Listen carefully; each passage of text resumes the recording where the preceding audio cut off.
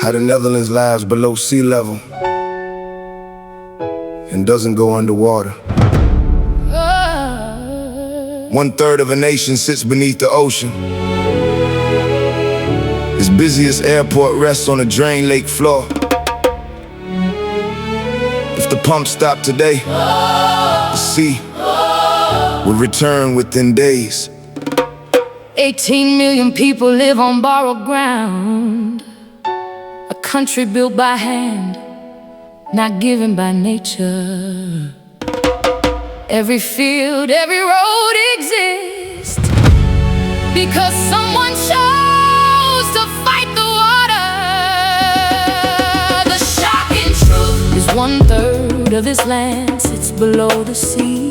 The shocking truth is the biggest airport sits on the bottom of a former lake. The shocking truth is the lowest point drops nearly 7 meters under the waves. The shocking truth is none of this survives without machines running every second of every day. 2,000 years ago, this region was nothing but swamp tide and drifting silt carried in by major rivers flowing toward the sea. Roman writers who reached these lands described the local people with a mixture of amazement and pity, calling them a people living on miserable hillocks in the middle of open water, gathering firewood from whatever the tide left behind. Those hillocks were not accidents. They were called terps, artificial mounds built by hand, basket by basket, to lift homes and villages above the floodwater. Hundreds of these ancient mounds still exist today, some still holding churches and farms on top of them. About 1,000 years ago, the strategy shifted from retreat to resistance. Communities began enclosing entire stretches of land with earthen walls, and the first true dams and weirs were born. But something else was born alongside them. A single break in one landowner's section of dam could drown every neighbor behind it. So entire communities organized into water councils, elected bodies with the authority to tax residents and force anyone, peasant or nobleman, to maintain flood defenses. These water boards still operate today and are considered older than the Dutch state itself. Their leader carries a title that sounds pulled from a medieval record, the Dike Count. And elections for these councils are still held with the same seriousness as national elections. For centuries, every resident carried a legal duty to defend the dam personally during a storm, walking the walls at night searching for leaks, a duty that in some form still exists. Keeping the sea out was only step one. Rainwater, river floods, and rising moisture still had to go somewhere. The answer became the most famous symbol of the entire country. The shocking truth is windmills in Holland were built to pump water, not grind grain. Shocking truth is a pulverized land stolen from a lake and kept dry by non-stop pumping. The stopping the pumps for even weeks would turn farmland back into a lake. The ground itself keeps sinking the more they drain it. Starting in the 15th century, the Dutch began draining entire lakes using long chains of windmills, each one lifting water a small amount higher than the last, passing it step by step until it finally reached a canal leading to the sea. Dozens of these mills working together could turn open water into dry, usable farmland within years. One of the largest lakes ever drained this way became the ground beneath a major international airport, and the airport's name still quietly preserves the memory of ships that once sank in that very spot before the water was ever removed in the town of Kinderdijk. 19 historic windmills from that era still stand along the canals exactly as they were built, now protected as a World Heritage Site and recognized as one of the most photographed landscapes on the planet. Real pumping work today, however, is no longer done by wind.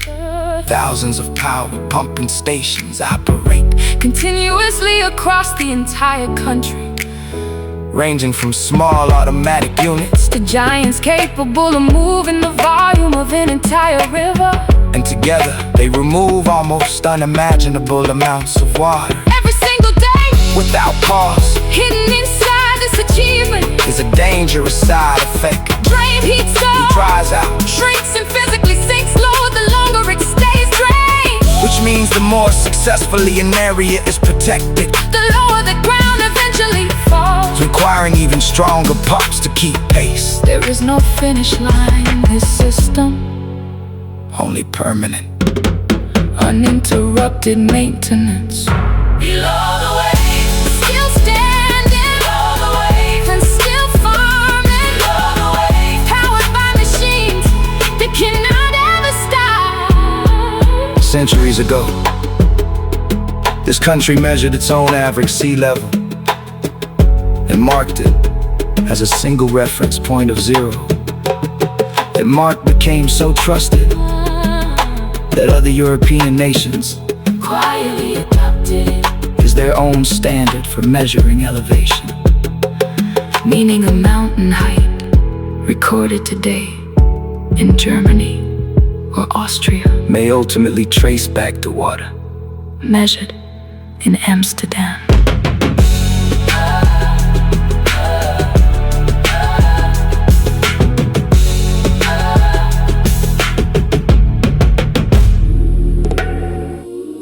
Keeping the sea out was only step one. Rainwater, river floods, and rising moisture still had to go somewhere. The answer became the most famous symbol of the entire country. The shocking truth is windmills in Holland were built to pump water, not grind grain. The shocking truth is a polder is land stolen from a lake and kept dry by non-stop pumping. The shocking truth is stopping the pumps for even weeks would turn farmland back into a lake. The shocking truth is the ground itself keeps sinking. The more they drain it. On the first night of February 1953, a massive storm surge collided with an unusually high spring tide along the North Sea coast. And the water rose higher than anyone had prepared for dikes that had stood for generations. Gave way in more than 400 locations at once. And the sea poured into towns and farmland while most residents were asleep. Nearly 2,000 people lost their lives that night. And tens of thousands of homes were destroyed within hours. The disaster exposed the brutal truth. The country's flood defenses had been built piecemeal over centuries, patched together region by region with no single unified standard strong enough to survive a storm of that scale. In direct response, the government launched what became known as the Delta Plan, one of the largest civil engineering programs ever attempted by any nation over the following decades. Engineers closed off the mouths of major estuaries with massive dams, storm surge barriers, and movable gates designed to shorten the exposed coastline by hundreds of kilometers, making the entire southwestern region of the country dramatically easier to defend. The centerpiece was a storm surge barrier so large it required specially invented construction techniques, including artificial islands built solely to support the machinery needed to lower concrete piers onto the seabed. Today, some of these barriers only close during actual storm threats, staying open the rest of the year to protect the natural tidal ecosystem behind them. A balance between total control and environmental preservation that took generations to perfect. Below the waves and still standing. Below the waves and still farming. Below the waves, powered by machines that cannot ever stop. Keeping the sea out was only step one. Rainwater, river floods, and rising moisture still had to go somewhere. The answer became the most famous symbol of the entire country.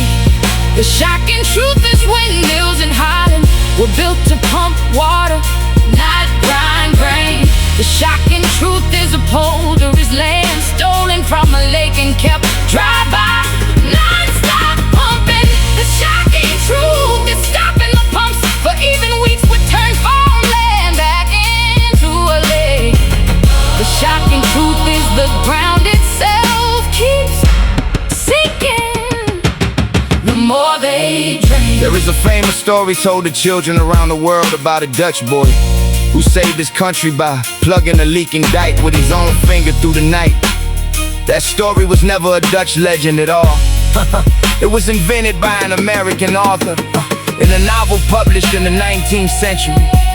And most people living in the Netherlands only ever hear about the tale from confused tourists searching for a statue that barely exists. In recent years, engineers have quietly begun reversing centuries of expansion by deliberately returning certain low-lying polders back to the sea and rivers. A strategy adopted after realizing that fighting for every last meter of drained land was becoming more dangerous and more expensive than making room for water to spread safely during floods. Along the coastline, a single enormous deposit of sand pumped into the sea in one location is now left for ocean currents and wind to redistribute naturally along the beaches, continuously feeding the coast for decades instead of trucking in sand. Year after year, entire experimental neighborhoods now float directly underwater, rising and falling stickly to flood levels instead of resisting them after 1,000 years of building walls higher. The newest strategy is learning in specific places to let the water back in on purpose. Centuries ago, this country measured its own average sea level and marked it as a single reference point of zero. That mark became so trusted that other European nations quietly adopted it as their own standard for measuring elevation. Meaning a mountain height recorded today in Germany or Austria may ultimately trace back to water measured in Amsterdam. 1,000 years of dikes, mills, and pumps built a nation beneath the sea. The next fight isn't against the water, it's about knowing exactly where to let it back in.